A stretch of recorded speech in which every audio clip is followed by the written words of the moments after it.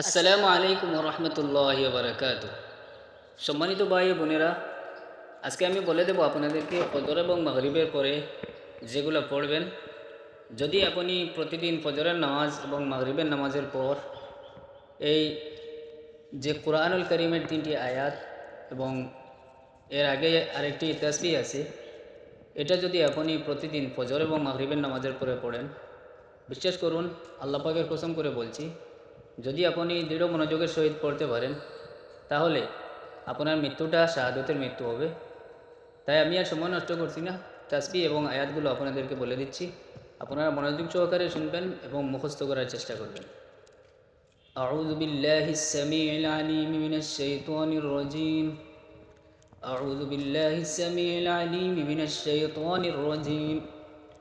আউযু বিল্লাহিস সামিউল আলিম মিনাশ শাইতানির রাজীম। هو الله الذي لا إله إلا هو عالم الغيب والشهادة هو الرحمن الرحيم.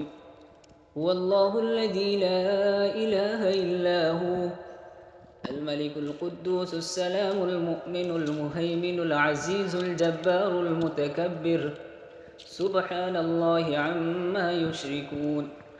هو الله الخالق البارئ المصور له الأسماء الحسنى يسبح له ما في السماوات والأرض وهو العزيز الحكيم. صدق الله العظيم.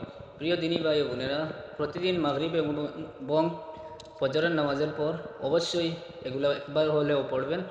কারণ যদি আপনি প্রতিদিন এইভাবে পড়তে থাকেন আর যদি দৃঢ় মনোযোগ সহকারে পড়েন, ইনশাআল্লাহ আপনার মৃত্যুটা শাহাদতের মৃত্যু হবে। আশা করি কথাগুলো বুঝতে পেরেছেন।